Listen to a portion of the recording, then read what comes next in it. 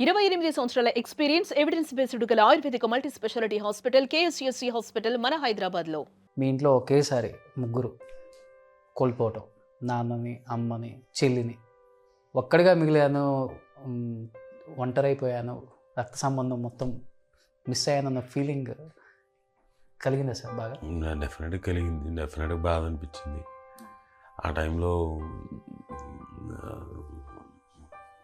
చాలా ఇబ్బంది పడ్డాం. సరే ఇంకా తప్పదు. Life has to go on. ఎందుకంటే కిడ్స్ ఆర్ దేర్. వాళ్ళు మనం అధైర్యపడిపోతే మిగతా వాళ్ళు, నేను ఒక విధంగా చాలా బలవంతంగా వాళ్ళ థాట్స్ని తుడిపేసుకుంటున్నాను. ఎందుకంటే ఎక్కడ ఎమోషనల్ అయితే ఇంకా ఆ థాట్స్లోనే ఉండిపోతాం. ఇంకా వాళ్ళ ఫ్యూచర్ గురించి, వాళ్ళ పిల్లల తాలూకు ఫ్యూచర్ గురించి ఆలోచించలేమన్న ఉద్దేశంతో ఆ థాట్స్ రాకూడదని నేను చాలా ట్రై చేస్తుంటాను. బట్ తప్పదు, వస్తూనే ఉంటాయి. ఒక 2-3 మంత్స్ కంప్లీట్ డిప్రెషన్లోకి వెళ్ళిపోయారు. కంప్లీట్ డిప్రెషన్లోకి వెళ్ళాను. బట్ చెల్లి అంటే మీకన్నా చాలా చిన్నది. ఆర్టిస్ట్గా తనంతటా తను ఎస్టాబ్లిష్ అయి ఉన్నారు సీరియల్స్లో. శ్రీలక్ష్మి గారు పరిచయం అక్కర్లేని పేరు. చెల్లెలు మిస్ అయినప్పుడు ఎలా అనిపించింది? ఇప్పుడే బాధ ఎక్కువ అనిపించింది. అంటే అంతా బాగా అయిపోయింది అనుకున్న టైంలో, అంటే క్యాన్సర్ డిటెక్ట్ అయిన తర్వాత అంతా బాగా అయిపోయింది అన్న తర్వాత పీరియాడికల్ టెస్ట్లు ఏవో ఉంటే ఎవ్రీ 6 మంత్స్కి ఒకసారి చేయించుకోవాల్సి వచ్చేది. సో ఆ టైం చేయించుకునేటప్పుడు చూస్తే 85% రికవర్ అయిపోయింది. ఓకే, అమ్మయ్య ఇంకా వెరీ సేఫ్ అంతా అనుకున్నాం. ఈ లోపల మాకు తెలిసిన వాళ్ళు పూజలు అవి చేయించుకోమంటే, హోమాలు చేయించమంటే అవన్నీ కూడా చేయించాను. అవన్నీ అంతా హ్యాపీగా, అమ్మయ్య ఎవ్రీథింగ్ ఇస్ సేఫ్ నవ్ అనుకున్నా. నేను నార్ప్ షూటింగ్లో ఉన్నాను. కరెక్ట్గా ఇంకా ఒక 2 డేస్లో లాక్డౌన్ అనగా అక్కడి నుంచి మదురై నుంచి ఇక్కడికి వచ్చేసాను. షూటింగ్ లొకేషన్ నుంచి వచ్చిన తర్వాత మా బావ ఫోన్ చేశాడు. మా బావ యూజువల్గా నన్ను డిస్టర్బ్ చేయడు. అది చాలా చాలా పెద్ద పని అయితేనే తప్ప, చాలా ఇంపార్టెంట్ మ్యాటర్ అయితేనే తప్ప డిస్టర్బ్ చేయడు. అలాంటిది ఫోన్ చేసి, ఒకసారి రారా పాపాయికి బాగాలేదు, వీడన్నా అంటే ఏదో ప్రాబ్లం ఉందని పరిగెత్తాను. అయితే ఏంటంటే మళ్ళీ రిలాప్స్ అయింది, బాగా ర్యాపిడ్గా ఇదైపోయింది. అండ్ మరి డెసిషన్ ఏం చేద్దాం, కీమో చేయించడానికి కూడా చేయించినా కష్టమే, కష్టం అవుతుంది, chances are very feeble. And తనకి ఆ టైంలో జాండీస్ వచ్చింది. అది పెద్ద ప్రాబ్లం. అది తగ్గిన తర్వాత కానీ కీమో చేయలేరు. సో ఆ జాండీస్ రావడంతో, అంతకుముందు మోడీ గారు చెప్పారు కదా అని చప్పట్లు కొట్టడం అవన్నీ కూడా ఆ రోజున బాల్కనీలో అందరం కలిసి అంతా ఇచ్చేసాం. అప్పుడు కూడా బాగుంది. వితిన్ 2 days డ్రాస్టిక్గా అలా మెల్లగా జారుకుంటూ వెళ్ళిపోయింది. చివరి రోజుల్లో కూడా పిల్లల గురించి చెప్పుంటారు సార్. చిన్నపిల్లలు నన్ను వదిలే పాప, ఇంకా ప్రాణాన్ని మేము ఉన్నాం కదా, మేము చూసుకుంటాం, డోంట్ వరీ అంటే బాగా తట్టుకోలేకపోయాను చూసి. అది అంటే ఎలాంటి పరిస్థితి అంటే, ఆ 1 week ఉన్న దాంట్లో పాండమిక్ టైము, మనుషులు హాస్పిటల్లో అడ్మిట్ చేసుకోవడానికి ఎవరు సిద్ధంగా లేరు. వాళ్ళు ఏమన్నారంటే, ఉన్నా కానీ మేమేం డబ్బులు ఖర్చు అవుతాయి తప్ప మీకు ప్రాణానికి గ్యారంటీ లేదు. సో ఉన్న టైంలో అందరు ఫ్యామిలీ మెంబర్స్ దగ్గర ఉండి తన్ని పాలియేటివ్ క్యాన్సర్ ట్రీట్మెంట్ అంటారు. ఓకే, యూజువల్గా లాస్ట్ సెగ్మెంట్లో వెళ్ళిపోయేటప్పుడు ఆనందంగా పంపించేయడానికి ట్రై చేయాలి. సో అందరం అక్కడే ఉన్నాం, ఏం మాట్లాడుతున్నాం. షీ వాజ్ అంటే అన్కాన్షియస్ స్టేజ్లో ఉండింది.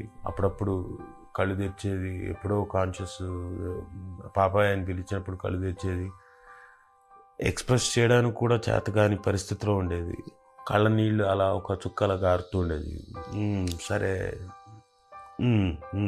డోంట్ వరీ, యూఆర్ దేర్ అని చెప్పేసి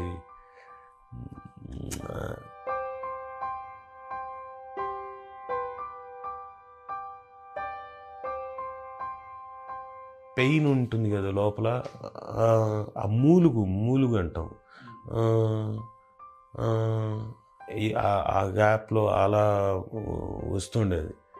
అది ఉన్నంతసేపు రాత్రి 2:30-3 గంటలకు అలా వెళ్ళి రూమ్ దగ్గర అలా చెవులో పెట్టి కూర్చునేవాడు. అమ్మూలుగా ఉందంటే అమ్మయ్య షీజ్ అలైవ్. తెలుసు you are going to lose her అని తెలిసి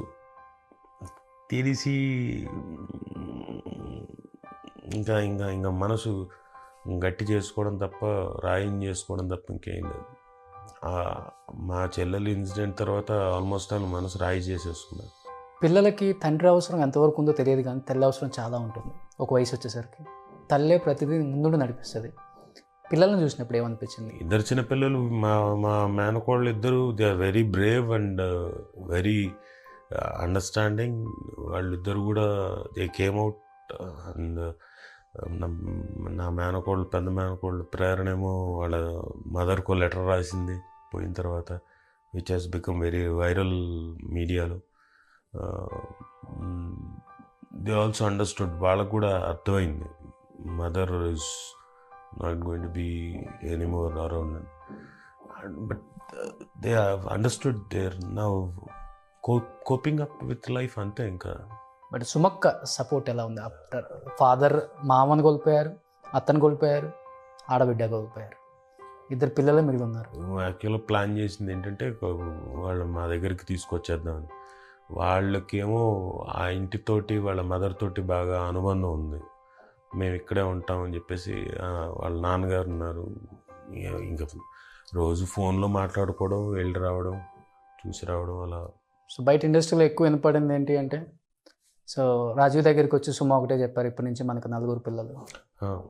కొంతమంది ఏమని వక్రీభవించారంటే, రాజీవ్ ఉండి పిల్లల్ని ఇక్కడ ఉంచుకుందామని చెప్పారని, సుమ దానికి ఒప్పుకోలేదని, లేదు దానికోసం విడాకుల వరకు వెళ్ళారని వక్రీభవించి రాసినవి. లేదు. పిల్లలు ఎలా ఉంటారు వాళ్ళ అత్తతో? అయ్యో బాగా క్లోజ్. వాళ్ళు ఏం కావాలనుకున్నా, వాళ్ళకి ఏం కావాలన్నా ఫోన్ చేసి డైరెక్ట్గా మాట్లాడేసి, వాళ్ళకి ఆ స్వతంత్రం, స్వేచ్ఛ ఎప్పుడు ఉంది. అసలు బయట ఎక్కువ ఏముందో తెలుసా మీ మీద రూమరు? సుమగారికి ఇంటితో అటాచ్మెంట్ చాలా ఎక్కువ. ఎంత పెద్ద షూటింగ్లో ఉన్నా కానీ సాయంత్రానికి ఇంటికి వెళ్తారు, వంట చేస్తారు, భర్తను చూసుకుంటారు, పిల్లల్ని చూసుకుంటారు, వాళ్ళ బాగోగులంతా ఆమె చూసుకుంటారు.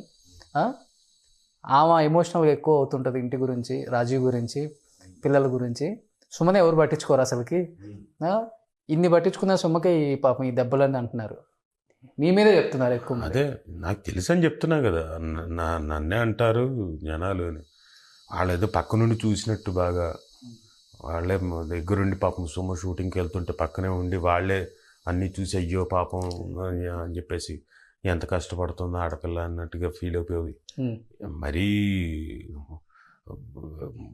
కష్టపడుతుంది, నేను కాదంటలేదు, అన్నీ కష్టపడుతుంది, అన్నీ చేస్తుంది, ఇవన్నీ వాస్తవాలే. కానీ అనుకుంటున్నట్టు, వాళ్ళు అనుకుంటున్నట్టు, మరి మిగతా అనుకున్నట్టు మరీ అంత దారుణంగా అనుకోనక్కర్లేదు పక్క వాళ్ళ గురించి. బట్ మీ సపోర్ట్ ఫుల్ ఉంటుంది సుమ గారికి.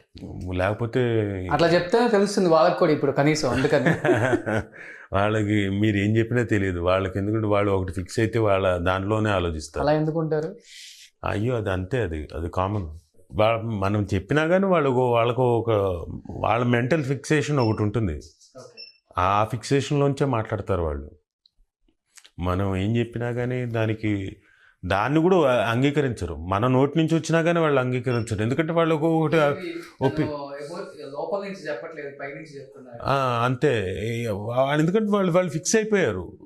వాళ్ళు ఫిక్స్ అయిపోయిన ఒక పర్టికులర్ దీనికి మనం ఏం చేయలేము. ఎప్పుడన్నా అడుగుతారా పర్సనల్గా, రాజీవ్ మన ఇద్దరి మీద ఒపీనియన్ ఏంటి బయట అసలు సొసైటీలో? ఇప్పుడు వాళ్ళు అందరూ ఒపీనియన్స్ తీసుకుంటే మా జీవితం నరకం అయిపోతుంది. So we never think about that. మా ఫ్యామిలీ, మా గొడవ మాది, మా పని మాది. రాజీవ్ గారికి సుమ గారి మీద ఉన్న ప్రేమ 100కి ఎన్ని మార్క్స్ ఇస్తారు? 100కి నేను 95 వేస్తాను. ఒక 5% ఎందుకు? మరి అంత 100కి 100 అంటే అతిగా చెప్పాడు అనుకుంటారేమో అని. పోనీ సుమకి ఎన్ని ఇస్తుంది మామూలుగా మీకైతే? నాకు తనేస్తేనా 110 ఇస్తుందేమో. లేదు, నా పట్ల తనేస్తేనా మార్కులు ఒక 30 మార్కులు వస్తుంది.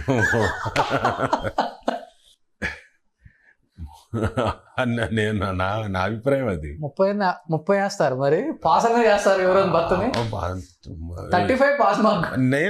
నా అభిప్రాయం కదా కనుక్కుంది. సుమన్ అడిగితే చెప్తుంది. సుమన్ ఎంత ఎవరైనా భర్తల్ని 35 వేసి పాస్ చేస్తారు కదా. పోన్లేండి, ఇంకో అనుకోని 35 అనుకోండి. కానీ మీరు బాగానే వేశారు. 100కు 100 వేస్తే బాగోదు కాబట్టి 95 వేసాను. టీచర్లు కూడా నిజంగా 100కు 100 అన్ని కరెక్ట్గా వేసినా కానీ 1-2 మార్కులు తగ్గిస్తారు. 100కు 100 వేస్తే ఇదైపోతుందేమో అని వెరీ అరుదుగా వేస్తారు 100కు 100. అలా 95 వేసారు.